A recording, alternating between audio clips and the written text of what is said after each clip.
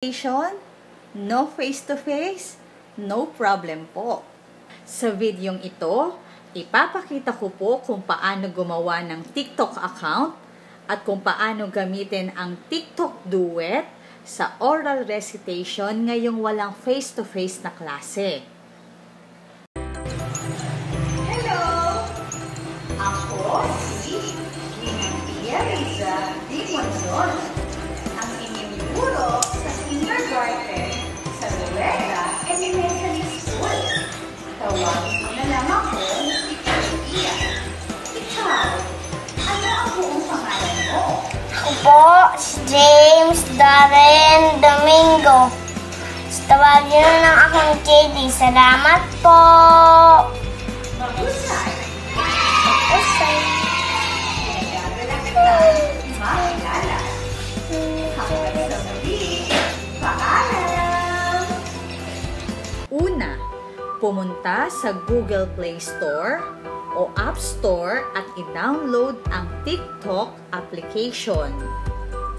Click nyo lang po yung install.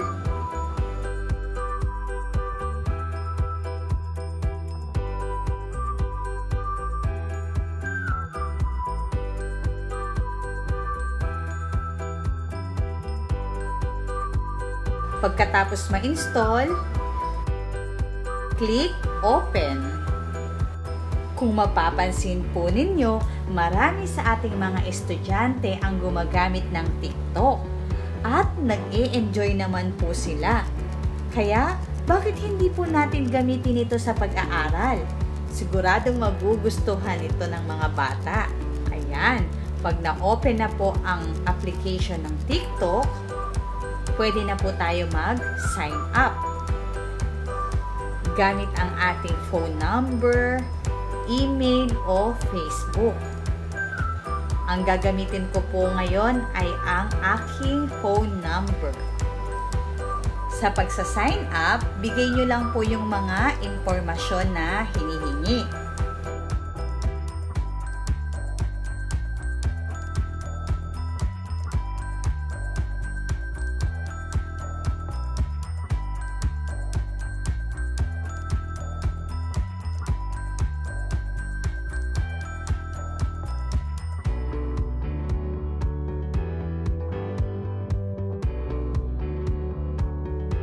Dahil ang ginamit ko po ay ang cellphone number ko, sa cellphone number ko magse-send ng verification code ang TikTok.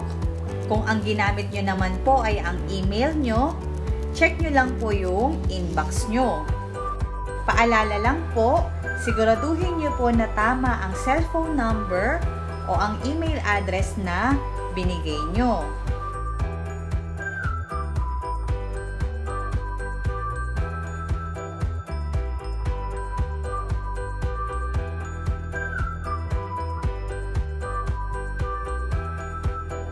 Pag po meron na kayong verification code galing sa TikTok, enter nyo lang po yung code. Create password.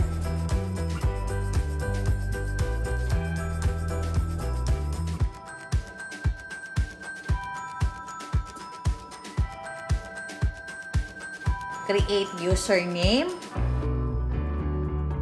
Pagkatapos po, click nyo lang po yung sign up.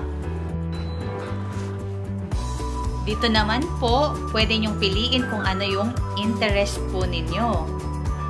O kaya naman po, click nyo na lang po yung skip.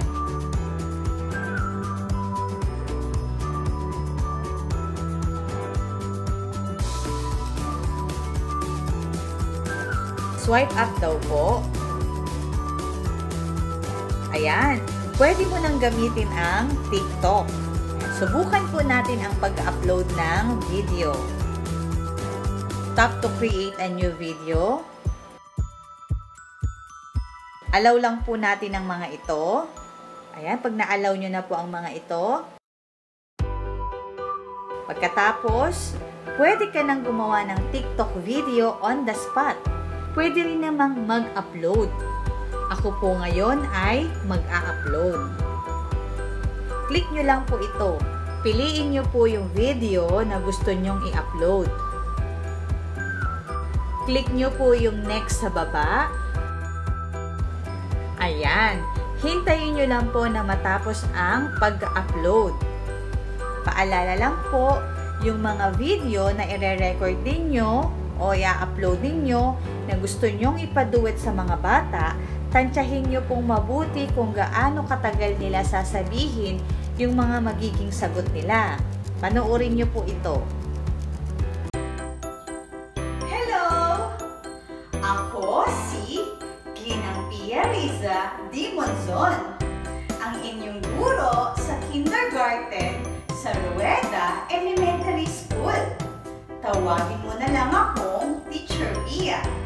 Ikaw, ano ang buong pangalan mo?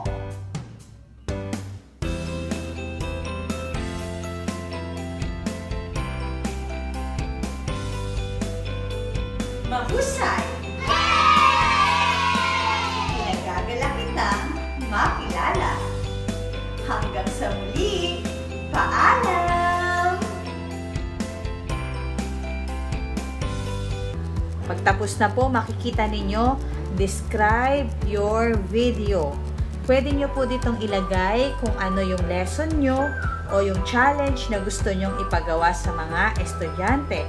Halimbawa po ako, Tell Your Name Challenge.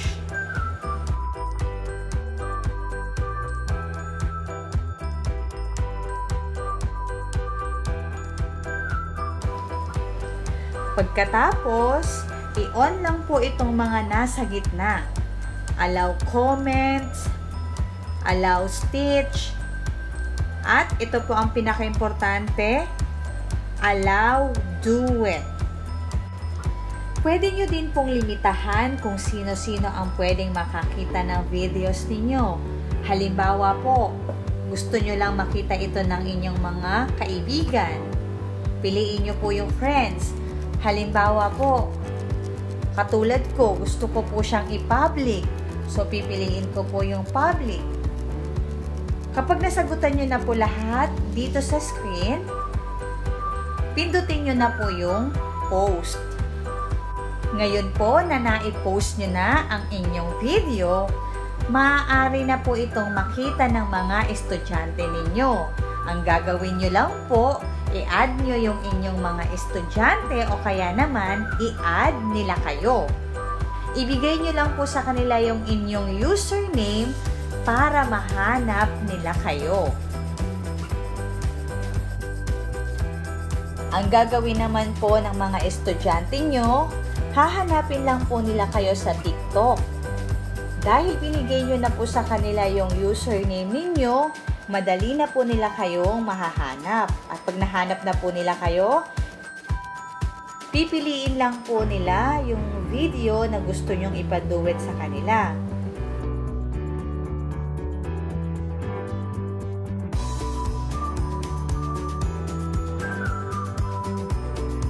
I-click lang po nila itong share. Pagkatapos, duet.